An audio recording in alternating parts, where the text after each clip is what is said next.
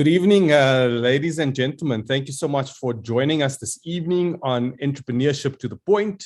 This evening, we are hosting a To the Point session. I will be your facilitator this evening, Sean Tiernison.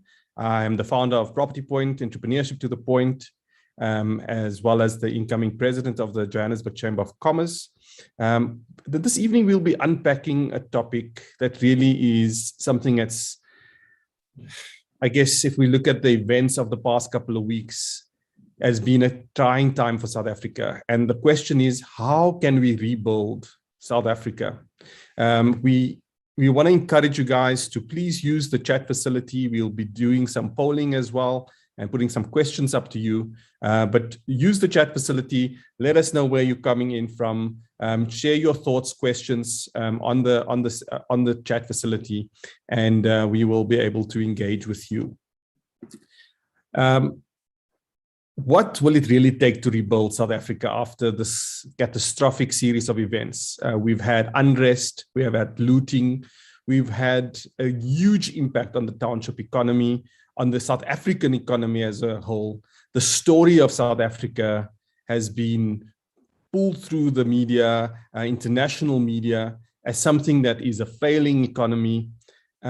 Definitely not good images that we've put out to the rest of the world. And the question really that we want to attempt to answer this evening is, what will it take to rebuild South Africa? And the problem that we have in our hands is a complex problem. It's dynamic, it has lots of complexities, and it's going to take a systematic approach to correct. We have an underlying issue around political maneuvering. We have the socioeconomic challenges that came to the fore as well. And all these complexities is something that we're going to invite the panel this evening to discuss and really look at how we could potentially rebuild in a more sustainable manner. We will look at how business in the township has been affected, why local economic development now more than ever has to be top priority for South Africa. We'll also unpack some of the macroeconomic challenges, both historic, present, but also giving us a bit of a forecast in terms of what can we expect from the economy going forward as well. I think more importantly, the narrative around how reputation management is going to be critical, and how do we deliberately change the story of South Africa to the rest of the world in order for us to be able to really attract the once darling status that we've had, and really focus on how do we attract foreign direct investment. How are we able to really focus on bringing in investment in South Africa to alleviate some of the macroeconomic challenges that we have? I think some of the things that come to top of mind is definitely a high level of unemployment. The extended definition, we had about 42% unemployment. How does the recent events actually impact on those figures? We're hearing quite a lot of stories coming through around the extent of the damage, and that extent of the damage will also unpack itself from an impact on business and an impact on the employment numbers going forward. This evening, I'd like to welcome our panel of speakers. First, we have Connie Mashaba. Connie is also the Vice President of the Johannesburg Chamber of Commerce and Industry. She's an experienced manager with a demonstrated history of working in the consumer goods industry, a businesswoman in her own right, a skilled negotiator, a business planner, account manager, product developer. And she holds a BCom degree focused in accounting and business management, and currently also an avid student finishing off her master's. The next person is Norma Temba Malinga. She is the co-founder and managing partner of Gravitas Africa. Norma Temba is a reputation and public affairs strategist, and she's really going to unpack some of how do we rebuild the reputation as the South African brand. She is an expert editor in both Zulu and English, a broadcaster, scriptwriter, a public speaker, a brand consultant, a brand design, content strategist, and a copywriter. And then Pumlani Majosi, he is our economist this evening. He's a business and macroeconomics analyst at SASFIN, as well as a research contributor and advisor to Green Mantle, a New York-based macroeconomic and geopolitical advisory firm. He's a writer on politics, economics, and international affairs, and you would have seen many of his articles in our news publication, but he's also an upcoming author, and he's currently busy on his book that will unpack the South Africa's Black economy. So please do have a look out for that. It will be published hopefully with September this year. He also sits on the boards of two organizations. One is the Organization of Undoing Tax Abuse, OUTA, and also the South African Institute of Business Accountants. Pulani is a member of the Council of South African Institute of Race Relations, and he will unpack some of the macroeconomic challenges that we face. So welcome so much, panel. Thank you for your insights this evening as we kick off. Once again, just a reminder to everyone, please do use the chat facility to introduce yourself and to share with us some of the challenges that you've been experiencing during this time of unrest. We've also posted a link to our survey where we just want to get some insights from you in terms of how all these challenges has actually impacted your business. So please do use the link in the chat facility, and also do visit our channel on Entrepreneurship to the Point on YouTube. We are streaming live both on Zoom as well as on YouTube. So all those people that are joining us on YouTube, welcome. Pumlani, we're going to kick off with you this evening and really just want to get a sense around what the macroeconomic picture is for South Africa. You've been on our panels a few times, and we've unpacked the economic challenges. Let us just remind ourselves that prior to COVID, we were already in a declining economy. COVID hit us, which was disastrous for the business environment. And then we've had a number of unrest and looting incidents. How has it all panned out from a macroeconomic view? Pumlani? Thank you, Sean. I'm trying to start my video here. I can't start it from my side. I guess the host can. All right. Here we go. You're live. Fantastic. Now I'm live. Thank you, Sean. It's great to see you. And thanks to, and I look forward to engaging in this session with fellow panelists who I respect, and I think they're doing great work. You know, Sean, I think this session we're having today it's a nice title that you've put here, because it's got the name Rebuild, right? How do you rebuild? You know, how do you rebuild at this point as South Africans, right? And by rebuild, remember, we've not only had the riots that we saw over the past few weeks, we've also had what's basically sort of shaped the entire world, and that is the COVID-19 pandemic. So those forces right now are critical, that we sort of, you know, look at how they are shaping South Africa, and how do we respond to that as NGOs, as citizens, as well as government as well. But my role in this session, as we've just highlighted, is to basically look at the macroeconomic, the state of the economy, and where we are and where we are going as well. Basically, and it saddens me to say this, because I feel like when I'm in these sessions, I've always had to say, well, the state of the economy isn't well. I wish I could say something different at this point, but unfortunately I can't, right? When you look at the report, there was a very fascinating report released this week by the International Monetary Fund, where they were basically saying that South Africa will underperform emerging markets, right, in terms of growth this year. In other words, emerging markets will be higher, and by emerging markets, I'm talking about Brazil, China, Russia, Indonesia. These are the countries that we sort of were in the same sort of space with them as we are emerging markets. So we'll underperform those countries in terms of economic growth. That is this year. It's also that should be the case for 2022 as well. So we'll continue to lag behind. Even on global growth projections as well, South Africa will do worse, right? In other words, when you compare our growth rates this year and next year we'll still underperform the global rate. So that is concerning, because remember that how economies function around the world, it's all about competition. Competition is what countries are involved in, especially over the past 30 years, right? Competition in taxes, competition in economic reform, competition in economic productivity, competition in education. You could go on and go on looking at the measures by which countries are competing, right? And by the way, in all those things I have mentioned, South Africa is doing worse compared to other countries. So I'm trying to say, from an economic growth perspective, South Africa will underperform this year and the next, right? And all major institutions are sort of, saying the same thing when it comes to those growth rates. Now, one thing also to think about, and it's something that everybody around the world over the past few months have been talking about a lot, and that is inflation, right? There's a huge watch around the world, in the US, in Europe, in South Africa as well, across the emerging markets. When are we going to see inflation coming back, right? Because remember, the entire world kind of locked down last year, right?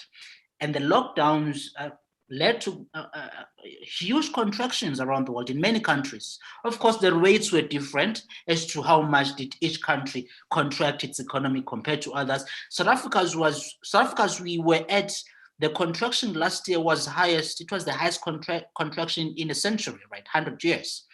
And it was a 7% contraction of GDP, right? That's the impact of of government policy response toward COVID-19. That's the impact that we saw last year on the economy.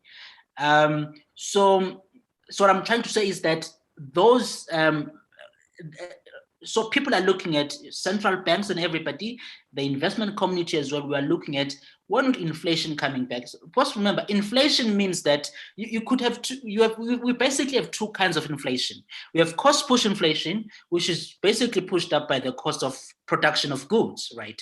Relating to labor, the basic production costs, right? So that's cost push inflation, or in other terms, they call it the supply side of inflation. And then you have the demand pull inflation, Sean. The demand pull inflation basically means it's us as citizens, right, going into the market, right, participating and demanding more of goods and services, right? And at this point, when you look at South Africa, right, we don't have that strong inflation, right? Especially what people are looking for mostly is the demand pull inflation, because that's shaped by you and I going out in the market, Sean, to produce, to sell, to buy, to participate in the economy. And so long as that kind of inflation is not strong enough, as we see, it basically signals that our economy is in a terrible shape, right? And the numbers do show that by growth rates, and also by one thing, one thing that is very important, and that is business confidence. Business confidence in South Africa is also doing very bad. And the recent riots, they contributed to that environment where there is low business confidence. And when you look at, you mentioned earlier the global coverage. I've looked at The Economist, Al Jazeera, and so on, BBC. The riots basically brought that negativity on South Africa, right? Uncertainty, can the ANC government manage the riots, right? Can they enforce law and order, which is very important. If you want to have a stable economy, you've got to have a strong law and order, right? In other words, the security cluster needs to be strong to respond to those riots. So, there was that kind of negativity. You spoke about unemployment, which again, by the way, is one measure of looking at how South Africa is doing in comparison to other emerging markets, and in comparison to basically all the developed and developing countries as well. And South Africa's unemployment rate is the highest in the world, right? You mentioned the percentage of at least 42%, if I'm not mistaken. Now that number, which I believe, by the way, is underestimated. I think it's just I think it's higher than that in reality. But that number you mentioned is the unofficial rates. That number you mentioned includes people who have given up looking for work, right? So, and by that statistic, the numbers are just shocking, right? Bloomberg has done over the past years, a very interesting sort of survey looking at which economies, right? Not countries, economies that are most miserable around the world. I think they've done this, they do this index annually, if I'm not mistaken. And South Africa has always been in the top 5, right? Sure. In terms of having, and if I'm not mistaken, 2 years back, we were number 2 behind Venezuela or something, right at the top. Yes. These are the most miserable economies, right? Not the countries, but economies, right?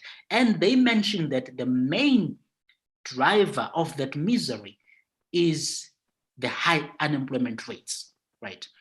Even by global standards, our unemployment rates are just very, very shocking. So I've spoken about economic growth, I've spoken about inflation, I've spoken about the unemployment rates, I've also spoken about business confidence, that you will need to be, you need a stronger business confidence in order to jumpstart the economy. And all those measures aren't looking good. So that's the kind of environment we are in. The debt will continue to rise as the projections show. Government has said they want to rein the debt by 2025 to something plus minus 90% of GDP as a percentage of our economy. It's hard to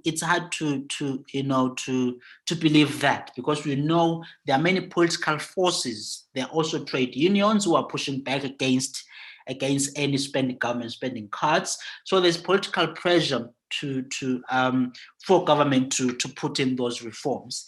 And then quickly, Sean, because I don't want to take too much, I think I'm running out of time now.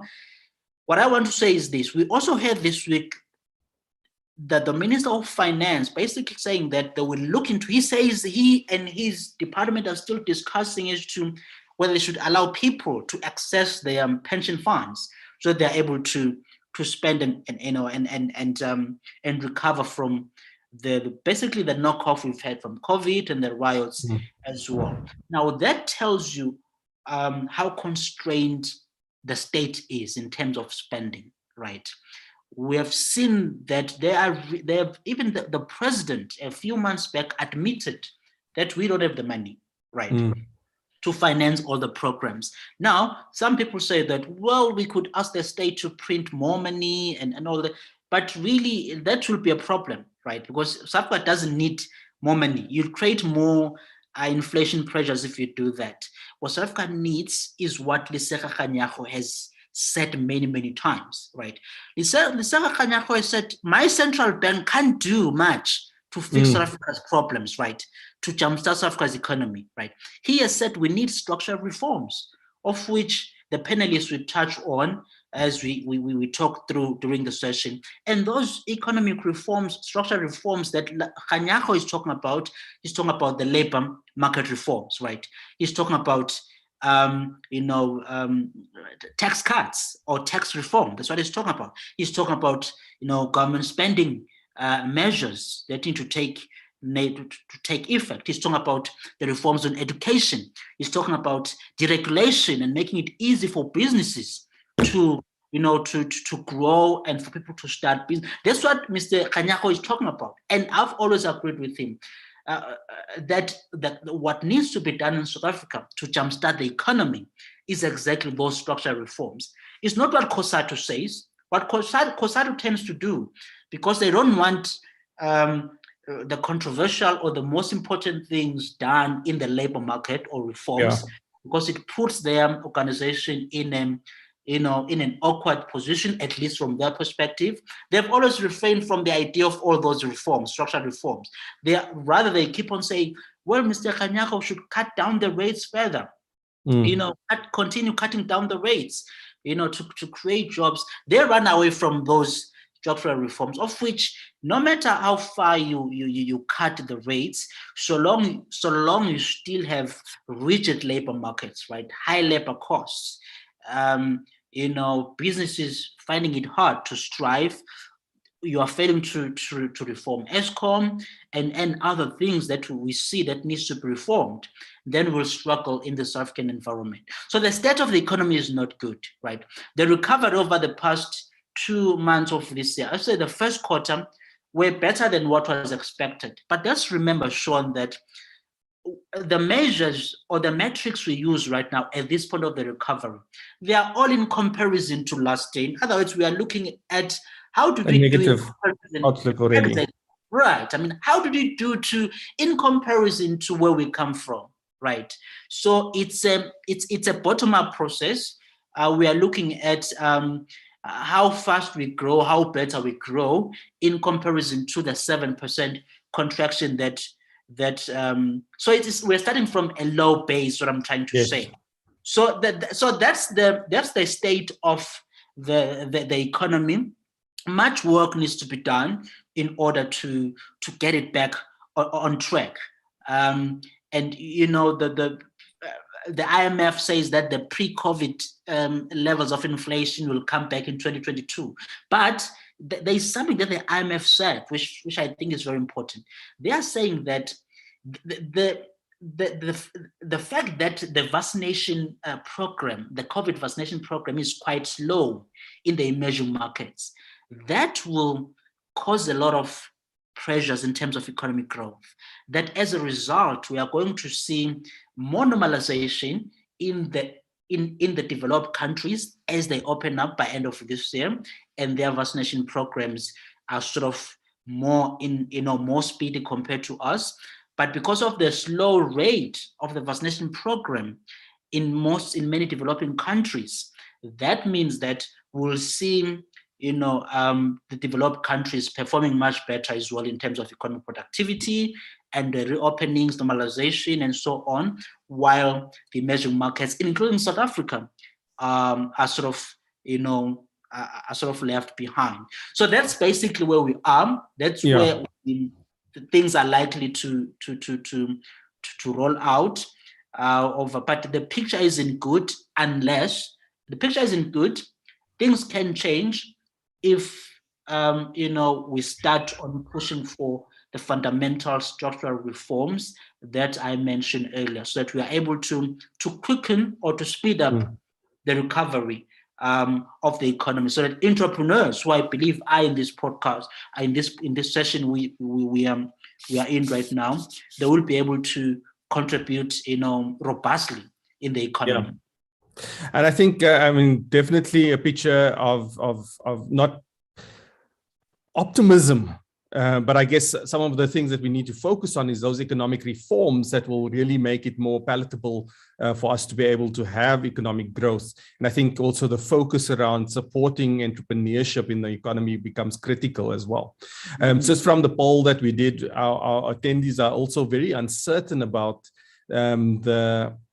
the South African economy. So we asked the question, how do you see the economic future of South Africa? 24% still said positive, 58% said uncertain, and only 18% said negative. And I guess in that level of uncertainty, we need to start finding the potential hope in what we have. Or we can ask ourselves the question, as South Africans, are we just always overly optimistic and not seeing the wood from the trees?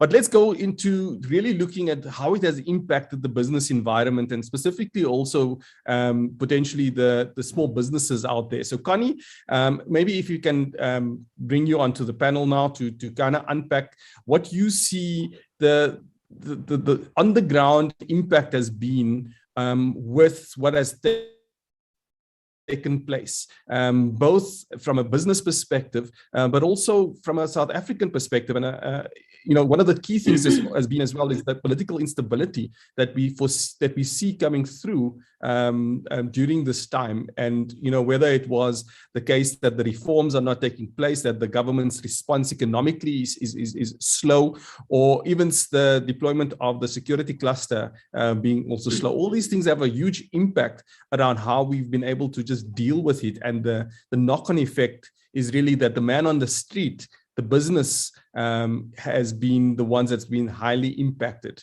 You want to weigh in on that, Connie? Thank you, Sean. Thank you. Good evening to everyone. Good evening to my fellow panelists. I'm really, really excited to be here. I was like, Sean, as you were talking, I was eager to be part of the poll, and I see I was not allowed, but thank God, in terms of the results, I was also going to say uncertain, as much as we want to be positive at this point in time, we are uncertain. So what we need to do is to really come up with mechanisms that can really take us to that certainty, so that we can be positive. So I really listened to what Phumlani is saying. Yes, it is doom and gloom, but we can turn it not to be doom and gloom, because I'm sure as entrepreneurs, as prospective entrepreneurs, there's a lot that we can see, because we have so much to offer in this country. We have so much. We have such a beautiful country, and we cannot just let it go. Yes, we need to fight as much. We need to be activists. We don't have to be politicians, all of us, but we can be activists in our own right, like this platform. This platform, it's affording us to really voice our views. And obviously, from my point of view, good evening, everyone. I am Connie Mashaba again. I am here as a vice president of JCCI. My leader is Sean. So as a fellow entrepreneur, I think I just decided that this is a good platform for us to, to really voice our challenges. And for us as JCCI, it's an organization that has been there for over 131 years. And I am so honored, I'm so honored to be part of that, because I believe that this is the time for one to contribute. Sometimes we are just too busy with our own businesses, and we forget that we are part of the community. If I succeed and my community doesn't succeed, then my success is null and void. I believe that we have to succeed, all of us. We need to carry all of us together. So from JCCI point of view, JCCI it has been there for over 131 years. Obviously, it has it's gone through, it evolved, it's gone through many, many changes. But the changes are always relevant to a particular situation at the time. Challenges were different. Challenges of 130 years ago, or challenges of 90 years ago, challenges of 20 years ago, they were as different from the challenges that we're having here. And I believe for JCCI, without enterprises and entrepreneurs, there will not be JCCI. So it is important for us to make sure that we link our businesses, our like-minded business people, to other businesses. It is a platform for me. I look at it as a platform for advocacy, for the economic reform that Phumlani has been talking about. If we don't come up with this reform, if we don't advocate to government to say, we have an issue with labor laws, this is for us to make sure that we speak on behalf of our members, because they need to make sure, because not everyone will be able to have that platform. So we need to speak on behalf of our members.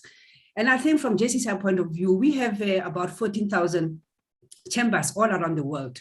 So not only do we represent South African entrepreneurs, but we represent entrepreneurs or businesses from other countries. We link businesses together. We have these international trade expos that take your products, your businesses to the international market.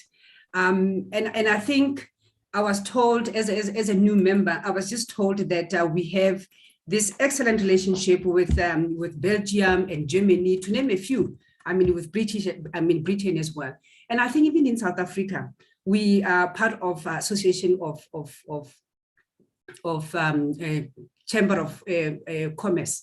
So if you have a problem, if we have a problem, we can find out from Natal. And I think Natal right now, they can tell us exactly the challenges that they're having, and those are the challenges that they're having. We need to just make sure that we do not have them in our area. I was talking to one entrepreneur yesterday. She was really, really distraught because she had a business in Jabulani Mall. Obviously, these are the challenges that we as JCCI, how do we assist these entrepreneurs? We might not assist them with financial resources, but we can assist with ways or platforms that they can go to ask for help, especially those who have not had insurance. SASRIA, who would ever thought that they needed SASRIA insurance inside Jabulani Mall, So I think from JCCI point of view, in terms of the platform that we offer, in terms of the benefits that we offer to our members, we have partnership with business school, Millpark Business School, where we have mentorship programs. We mentor our businesses. I mean, we don't always talk about existing business. We also talk about small and upcoming emerging entrepreneurs. So who really need a lot of hand holding. So it is important for us to make sure that we assist them with Millpark Business School, where we have sales, areas of sales and marketing, financial literacy, and also because of our international trade capacity, we sort of train them with regards to the patents and trademarks, so that when they decide, when we as entrepreneurs, I'm also part of the entrepreneurs, when we as entrepreneurs decide to go to continent or the global market, our products are ready, for export. So that is the role that we as JCCI are sort of facilitating for our members. These workshops are very important because, let's say, for instance, I want to go to have my business in Malawi, to have my products in Malawi. I might not know the rules and the regulations of Malawi government or Malawi economy. So what happens, JCCI, with the partnership in those countries, they will sort of link you and do the feasibility study and say, is your product ready for that export? Is your product suitable to be in that market? And those are the things that we as JCCI, can offer to our business, our entrepreneurs. But also some of the offerings that we have, which is something that I really like, I've learned about it. And this is one of the things that really drove me or brought me to JCCI, is the Women in Business Desk, which is run by really enterprising ladies and enterprising women in JCCI, where it's a platform, as entrepreneurs or as prospective entrepreneurs, you don't necessarily talk to your family members about the things that you want to start, because family members will tell you, no, Connie, you're not ready. We don't think you can do it. But the platform where we have of Women in Business Desk, excuse me, it helps you to really talk to like-minded prospective or entrepreneurs that have been there for some time, which, they share valuable information. So, and I thought this is the offering that we can really even help other Chamber of Commerces in the country, because when JCCI succeed, the Durban one succeed, the Pretoria one succeed. So these are the things that have sort of really drawn me to be a part of JCCI. And again, coming back to the events of, of last week, really we come from such a disturbing few weeks where we experienced the decimation of our township business. Township business is very, very important to JCCI. It was really heartbreaking for all of us, and more so for the owners, who saw their businesses destroyed in a minute. So these entrepreneurs, as far as I'm concerned, they really require support, not only financially and morally, but emotionally. I know I have experienced something like this many years ago, about 20, 30 years ago, when our factory was torched in Mabopane. And just getting up and getting in the middle of the night, we go and see your factory, lots of water, everything is destroyed. You don't even know where to start. You literally feel that there's no hope for you in life. And I think that's exactly where those business people are feeling right now. But you know what? I think in life, God works in mysterious ways to restore hope to human beings. And that is where we have to come in as JCCI, as other entrepreneurs, to say, how do I give support? We know we can't give, sometimes we can give you financial support, but just to pick up the phone and say, I feel your pain. I feel your pain. So I believe that is the role that us as JCCI will be playing, especially in advising people in terms of the Sastria. I mean, right now with Sastria, because at the moment we need those businesses to rise. Unfortunately, Phumlani spoke about one of the problems within the country, which is high unemployment rate. I mean, really, with this events that happened last week, our unemployment rate has really gone skyrocketing. I believe in Natal alone, we have about 150,000 people that will lose their jobs. Even here, some of the businesses will not be ready to operate like tomorrow. It's gonna take some time to operate. So really, for me, it's I've got a beef. I should put it that way. I don't know if it's a business language, but I really have a beef in the sense that as much as Phumlani spoke about all these challenges that we have, your inflation, your business confidence, and what have you, it is our own doing as a country. And I think with the pandemic that we experienced last year, I really saw how mismanaged this country has been, especially from the economic front, because a lot of people are not working. There were times when, as you leave your home, there are so many people who are begging. And that's not the country that we want to live in. We don't want to live in the country where people are begging. We want to live in the country where people are able to do things for themselves, however small it is. I don't think we all want to be, yes, people want to be millionaires, but all of us can't be millionaires. I'm happy with the fact that I'm able to put bread on the table for my family. I have a roof over my head, and that's all what any human being, fellow South Africans, are really looking for. So yes, from my point, I believe if we can start by rebuilding this country, the first thing that we need to do, I think, is to look at economic reforms. We need to look at our labor laws. I think they are very stiff for us as entrepreneurs. We, as much as it's there, I mean, even right now, I heard the Minister of Finance saying that there will be some relief for businesses. I don't know. Do I know that it's going to be happening to our fellow small entrepreneurs, or our, not even small, because let's talk about business as business. You know, yes, sometimes we look at small, but business is business. If, I mean, Pick n Pay has lost a lot of money, you know, and it's not small business.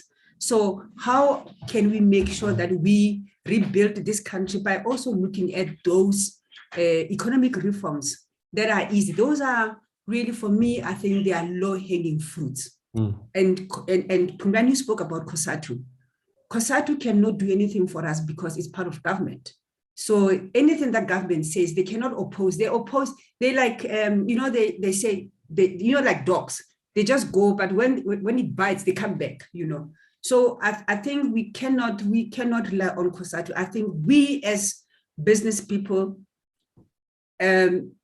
Sean, as my president from JCCI, we need to just stand up and see how we can help, how we can assist our fellow business, especially the township economy. Yeah, that is something that we need to really work on. I think definitely concur with you, but I thank you for that. I thank you for the opportunity to really be part of this session. Yeah, I think definitely concur with you in terms of just being able to be there right now for small businesses. We've got Cynthia Kiani on the chat saying, you know, rebuilding South Africa means strengthening the private sector. Entrepreneurs should rise, more support for small businesses. And that's really much what you were saying as well, Connie, around the fact that we need that support for businesses on the ground. I think also being able to reflect on your own personal story around having lost a business or having seen your business go up in flames, you know, it gives the hope to a lot of those businesses out there, because what we're finding just in some of the market surveys that we've been putting out as well is that as much as the businesses are needing some assistance, whether it's a replenishment of tools and equipment, or access to markets or business support or finance, they actually just need a level of caring and support as well. That is quite critical. We had Roland in the chat also referencing the fact that, what is it that a business should do if they've gone through this? How do you pick yourself up? And I want to encourage our attendees and those listening to the YouTube viewing, is that we, as South Africans, we have a level of resilience. And even though there's a level of uncertainty in the market, we need to be able to speak up. We need to be able to show up, and we need to be able to continue even when times are tough. And times are tough at the moment economically. But reach out, whether it's to your local chamber, whether it's to business support programs like Entrepreneurship to the Point or Property Point. Sometimes we just need that level of direction to be able to also focus on what is it. We are taking some questions in the chat, and we will address some of those questions, really looking at where are those market opportunities in a restrictive or downward turning economy. But I think, what is the level of unrest really spoken about the South African story? I think a couple of things that's resonating with me is the ability for us to start creating a more of an entrepreneurship culture. Connie, when you were speaking about the fact that we have an increase of beggars on the street, it becomes something that's practical. We're seeing it more often than not. Maybe a personal reflection on my side was, just prior to COVID, I traveled to Lagos a few times.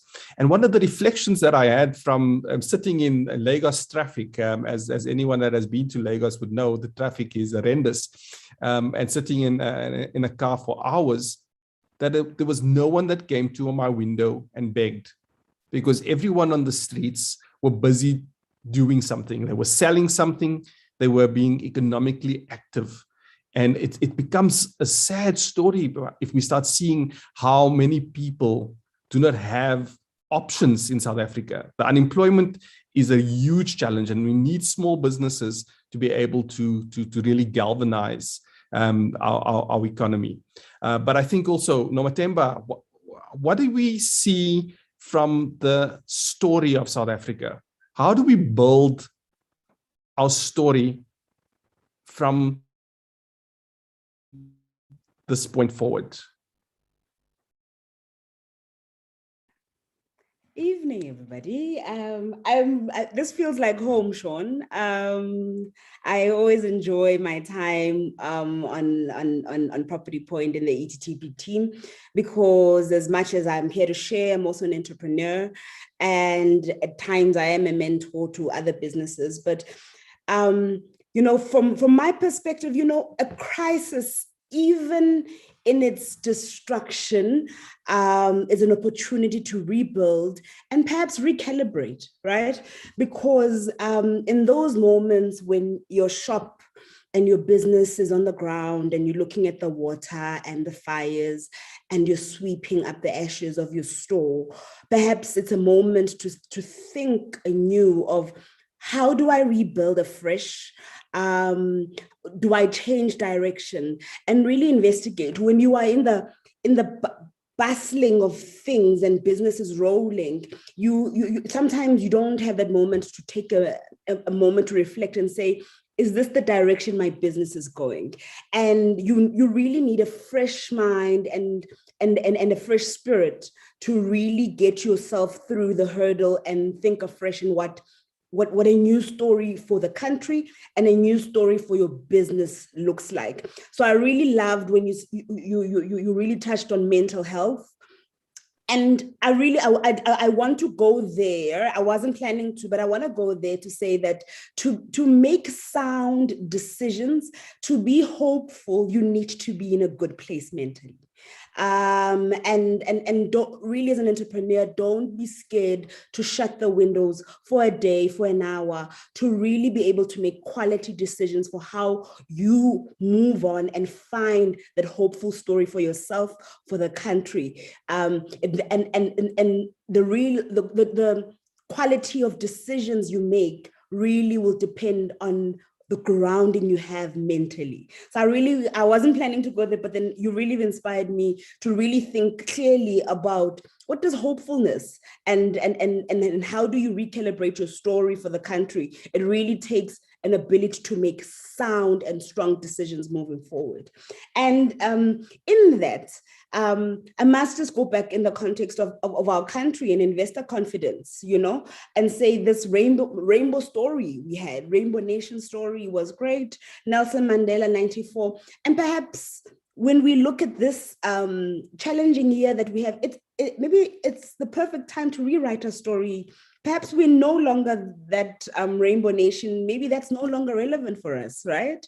And for us to rewrite our story and really think about how do we restore our hope as a nation and rewrite a narrative that the international community can galvanize and have a movement that they can follow. And everybody really believed in this Rainbow Nation. So let's find something else, a new movement that everybody can really believe in and formulate this story. At this moment where we're sitting, and I did some reading today, and I tried to really find a pattern in our investor confidence story where we went wrong.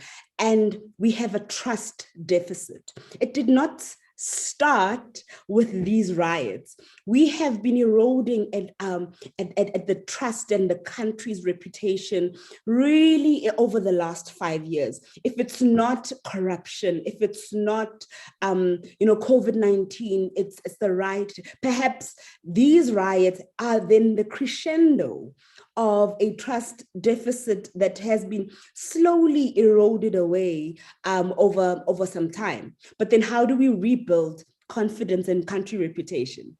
As in theoretical terms, trust is a construct of what you say, and it's backed up by what you do. So what you say is our story and really what we're galvanizing and building the story. But what we say, I really want to say, words matter. How you speak about our country matters. I don't know about you. Europe is not an option for me, right? I'm not about to be packing my bags and going to Europe. I'm not about to be calling an immigration agent and looking for accommodation in Europe. South Africa is the only home I know, and it's the only home I plan to be buried in and raise my children and my great-grandchildren. And that is inspiration enough for myself to rebuild and then tell my story and then say, what am I going to build? What am I going to say? Words matter. Even as a conversations that I'm now having with my clients and restoring confidence in my abilities to deliver for my business. How I approach my clients, the words I use must be intentional to rebuilding, positive affirmations. And those are important because we sit around the boardroom, we go to the bank, and the first words that come out and you say, "Ish, this country's going to the dogs." Already your words matter. Your words matter in how you approach the subject, how you approach our subject of rebuilding. It really does start from the inside out. And I also want to say, we need to take personal accountability for what we forward and use on social media. It disturbs me a lot working in the media and having chat groups and fake news and fake videos that we so carelessly forward, even on a personal level. And then we see that what we do on a on a personal Norma Temba level can lead and really grow into something bigger. Because even the social media groups about go loot this business, go loot, started by someone not filtering what they are saying, what they are doing, and how they are sharing information on different social media platforms. So it does start at that level. And I know I'm going very, very micro, but that is really where the riot started. Is people's inability to filter what's credible and what is not. And when we then have that movement and telling this new story of South Africa, it's then that inside out where within the outside community has no choice but to believe that we're able to really pick up from where we left the rainbow. In other words. So and then yeah, sorry. Yeah. Go for it. So I want to say again, then my final point is in what we do, right? So that we can build this, rebuild this trust in this country. What do we do? Leadership again, from our personal capacity. We be careful. There's a lot of people. We're gonna have to let some people go. We're gonna have to retrench some people. Try in your personal capacity, lead, and even when you're letting those people go, do it in the most humane way, so that you're also restoring hope, that there's not hopelessness, even in your own stuff that you have to let go, or the stuff that you have to retain under difficult circumstances, whether you're cutting salaries and so on. Just make sure that even with your internal communication with your staff, restore that hope from your own business perspective. We need to really look at our policies in terms of what we do from an economic perspective, but that is really in the hands of our politicians. So we be actively an active citizen in how you participate in how policy is formed, so that we are creating and rewriting the story. So that is really, for me, wanted to be as practical as possible about restoring hope, writing your business story, rewriting it so that in your own way, this will then grow into the new story and the new narrative of the country. I think, Temba, what was quite critical in what you're saying is that ability of the words we use is so important.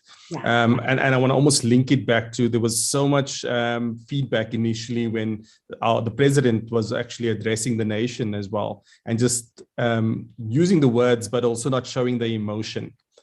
So linking back to the fact that, guys, we need to be empathetic in terms of where we are. We need to be empathetic, whether it is retrenching people at this point in time, or knowing that someone has lost their job. The level of empathy in the market needs to be there. We need to see it. We need to feel it.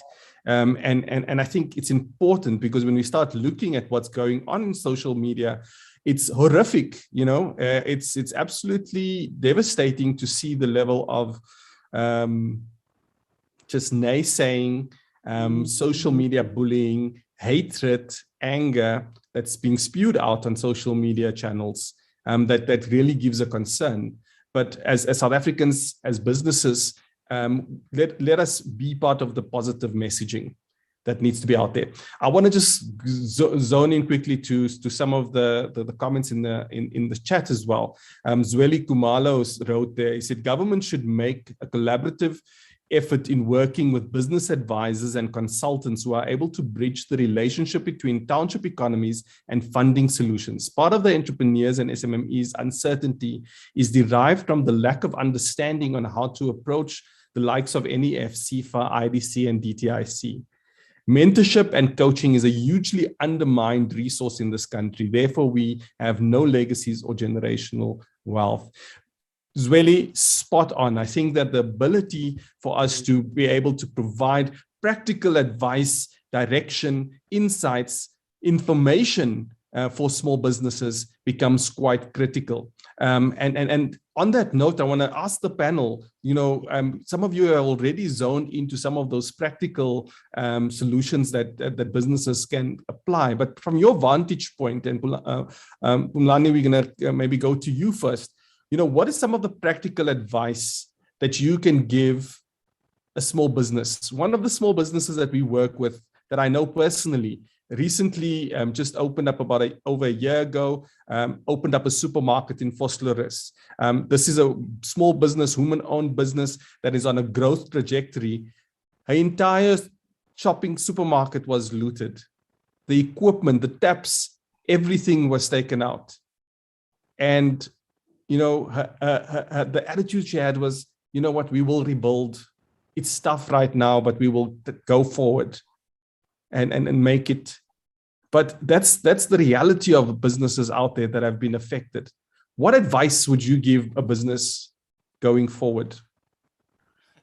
Sure, that's a very big question, Sean. It's a very big question as to what do you, as an individual owning a business, have to do if you have been impacted by the recent riots, and maybe you haven't been impacted as well. You survived. So how do you move forward given the macroeconomic environment that we are in South Africa? I think for me, I've always said that each and every challenge presents an opportunity of some sort. And that's how each and every business person has to think, right? We have spoken about, you mentioned the term mentorship, access to information earlier, for small businesses in townships, in our communities in South Africa. From that point of view, I would say that if you are a business owner, right, whether we're impacted or not impacted, the question is now, are you capitalizing on what is available in front of you, right? Are you going to people like Sean, trying to get access to them through their organization so they can advise you, mentor you, channel you in a specific direction, right, as to how to get help, right? Spot opportunities wherever they can come from, right? Explore, do the market scan the environment, and look at where the opportunities might be so that you can capitalize on them. Last year, the government, sort of provided the 200 billion rands. They said that will be the billions that will be used to kind of give businesses a leg up, right, given the COVID-19 pandemic and government's response to it. So it was sort of financing that was aimed at helping businesses that were affected by COVID-19. And the businesses that really qualified for that financial assistance or from sort, they were very low. I mean, the numbers were quite surprising, right? Many businesses never got that financial assistance, right? And part of the problem was that even before the COVID-19 pandemic, those businesses were underperforming, right? Their financial statements were in terrible condition, right? Their balance sheets, their income statements, they were all in a very bad position. And for you to qualify for that financial assistance as a business owner, you had to meet some T's and C's, or terms and conditions, in your balance sheets as well as in your financial statements as well. In income statements, expenses, and all that. So you had to have specific kind of things you had to meet to qualify for the financial assistance. So I mean, it's a tough environment. So briefly, I would say that spot opportunities where they are, utilize or capitalize on organizations that are represented by people like you, Sean, and Connie as well. Scan the market and see where the opportunities, get as much information as you can, right? So that we're able to help in sort of jumpstarting SA's economy. It's a tough environment. And by the way, it depends which economic sector you are in. Tourism has faced a massive shock over the past year. The restaurant industry, things have not gone well there with the shutdowns last year. The liquor industry, we know every now and then government shuts down the liquor industry as a response to COVID-19. So if you were there as well, it wasn't. So you were very much negatively impacted. So it also depends on the industry you're in. That will shape the opportunities you take, the information you have to access, but also, spotting how the market looks like in South Africa. Yeah, and I think also some practical elements. I see Devin Clark in the chat mentions elements around localization. I've been advocating for localization as a key driver as well for economic stimulation, and not necessarily because we want to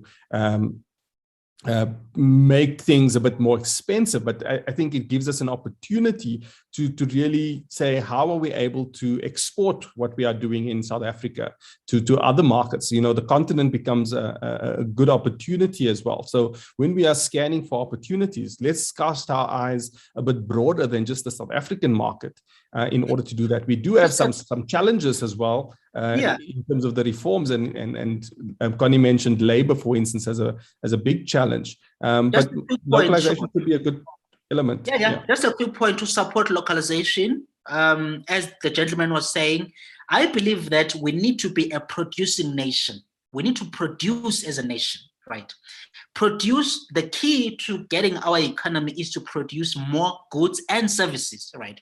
And it's not only goods and services that we consume as a country, but to export. We need to export more, sell overseas, so that we sort of shape up our prosperity. So localization is a good point, because we need to produce more goods and services. And it must be the goods and services that are in demand globally, that all countries want to buy from us. So we need to be a producing nation. Understand, guys, at the end of the day, business is about being able to sell what someone needs, being able to understand what our consumers are looking for, both locally and across our borders, becomes a key thing. Connie, a practical takeaway advice for a business, as a businesswoman yourself, how do you build the next day after seeing your own business go up in flames? Okay. Thank you for that question. I think it's very, very pertinent question. How did we build when we lost? So I think there are some problems. I think the key is, what is important is also to make sure that as you run your business, you also have a cushion in terms of the insurance, you know, however small. I mean, even when we drive cars, we need to have insurance, because we don't know when you're going to have an accident. So I think what helped us at the time, we had an insurance, but it wasn't enough. So what do? You scale down on the things that you were doing. You say, where do I start? I'll start small, because you cannot put everything in the shop. You start small and go forward. So that's how we got it. But what Phumlani is saying in terms of how do we rebuild? You know, last year when we had this pandemic, I was so angry with China, not anymore. Because, you know, when everything was just falling apart, all of the countries were going to China to secure, procure stuff from China. And I thought, this is the time when this country says enough, it's enough. We have factories that are, abandoned in the townships that we've had before, in Garangua, in Mohwase, everywhere. Government can say, you in this industry, you can go and occupy that factory. We will give you incentives. We will give you tax-free incentives for the next 10 years or so. We will also give you rent-free, because what is happening right now, Sean, some of those factories, they're running empty, but they have security. So you can imagine the money, you're still spending money. So rather take entrepreneurs, the things that we need. I mean, I remember last year, someone was saying to me, this person is in the industry, in the manufacturing industry, they manufacture some whatever material. And he calls me, he says he's looking for the masks from China. And I said, why don't you just do them in your factory? And he says, no, it's gonna take time. You see the problem with a lot of people, we want shortcuts. To be in business, it's gonna take a long time before you really get it. So we need to be patient, we need to build, because what I build today, I'm not building it for tomorrow. I'm building it for long term. So for me, in terms of rebuilding, that person that have lost the business, Norma said something about, this is the time for you to make a sound decision. Were you in the correct business? This is the time. If you are not, what else can I do? If you are in, where do I go to ask for help? Phumlani said something about the 200 billion that was given, as a guarantee to businesses. Let me tell you, you give guarantees if if the bank doesn't see you as the proper whatever candidate, whether government has given you guarantee or whatever, the bank will not do that. However, if we had a really caring government that understands economics, they should really be going all out and say, what were you doing? How can we help you? Like all the IDCs, when they give you loans, they hold your hand. You know what I mean? They hold your hand. So I think for the people that have lost the business, my advice to them is, yes, let us rebuild. We're not going anywhere. This is our country. We need to rebuild it. But come to JCCI. Let's see how we can help you, how we can link you up with other like-minded business. If you were a small business, you had a small pharmacy and everything just went. How about Sean and Connie, linking you up with Discam? I mean, sometimes are the talks, but you never know. So some of those talks, they do materialize. I remember some time ago, one of the, when we had that issue of clicks last year, I mean, I'm in the hair business. And then there was this issue of racism and what have you. And one of the shops, I'm not sure whether it's Clicks or Discam, they said, you know what, we want to be part of this movement. We want to be part of inclusivity, of transformation and everything. Who can we partner with? But we're not looking for an established business. Me, Connie, I got to someone very young, and I said, I want to put you there. She's in the same business as me, but I said, I want to put you there. Because at the end of the day, when she is in there, all of us succeed. We can rebuild this country, but we need a caring government, a caring business cluster that will say, when we say we're going to give you this 200 billion rand, we mean it, and we need to make sure that we are going to account for it. Right now, we don't trust them right now, at this moment. That trust deficit that Norma spoke about, it is still there. So we need the leadership to really change that trust deficit so that we can begin to trust and say, with my government, with my economy, with my JCCI, with the Joburg City economy, I can rebuild my business. And it's possible, we can do it.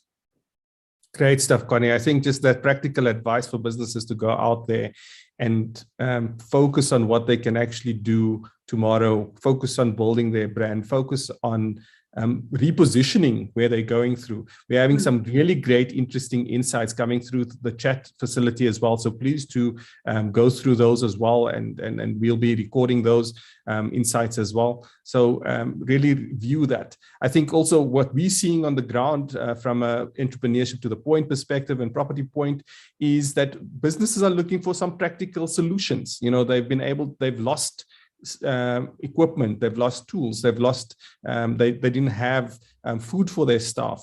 They need assistance in terms of just building their business. We're currently working on some market solutions, which we will be launching to the public next week. So please engage and follow us on our social media channels as well, in order for us to share with you some of the solutions, practical solutions that we are busy with, in order to make it accessible for businesses.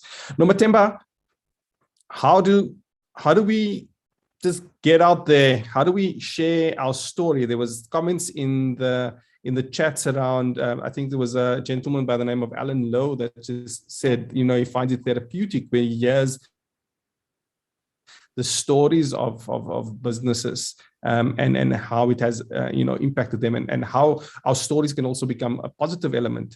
Alan, I want to encourage you and everyone else to go to our Entrepreneurship to the Point YouTube channel, where we've shared so many stories of entrepreneurs as well. But yes, from a kind of PR marketing or reputation perspective, what do small businesses do to engage their stakeholders or the opportunity holders at this stage?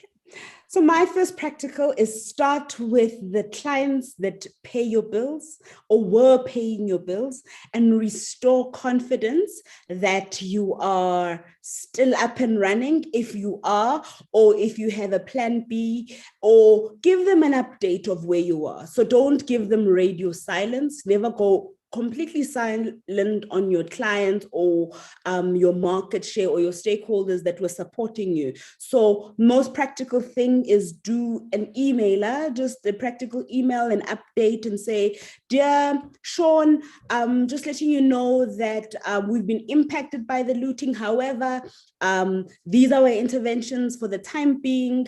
If you had an order, we may be late, but we'll fulfill your order at 1 to 3 days, or unfortunately, I'm finding an alternative solution so that I can still meet your needs. So first point of communication, communicate, whether it's a telephone conversation, it's a WhatsApp or an emailer, restore confidence in the clients and stakeholders that were paying your bills.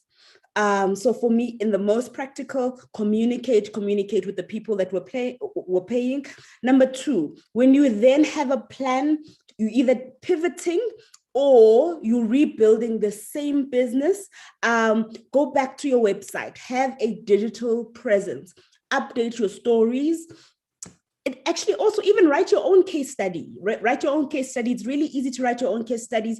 Take the pictures of what happened and start writing your own stories and use your social media platforms and your website and say, look, it might have been bad, but we are rebuilding. As an example, I'd like everybody to go to Hirsch's store in Springfield in Durban who were raided. Great example of great storytellers, practically by the store owners, because they're family-run business at Hirsch's. They took the CCTV camera footage of the looting, and then they took the pictures and the videos of the community cleaning, and then they've got the after stories where they reopened the store, the Hirsch's store in Springfield this morning. And they told their story, and they've put it on their social media platforms and their website. So I think they've got a little bit of budget, but great example of storytelling to reignite confidence and trust in their ability to open the store and confidence. So for me, that is, if you restore confidence, communicate with your clients, and rebuild the hope on a practical level for your business. Awesome, guys. Just be as practical as you can be. Tell your story. People will be moved by it. I want to close off with some comments on the chat. Muahi says that, as much as small business are willing to invest time on incubation programs made possible by large companies, yes, it's also for their own empowerment, but there's indeed much more benefit that large business profit from this. Therefore, the same should be guaranteed when times are tough, like the current situation, that large businesses should be willing to assist wherever possible to their co-leagues with a dash to survive. That is small businesses that took part in the incubation program. And I think definitely it's a reciprocal relationship to be able to support businesses through the work that we've done, Moahi, in Property Point, is really to advocate also for those opportunities and market access, even in the tough times. I think what each business wants out there is the ability to continue their business, and that means access to market, and that means the ability to just service their clients. Once again, guys, thanks so much. There's so much that we wanted to still get into, elements such as, what is going to restore the investor confidence in South Africa. We saw some of the poll results being shared on that, but we're gonna end it off now, but we want to encourage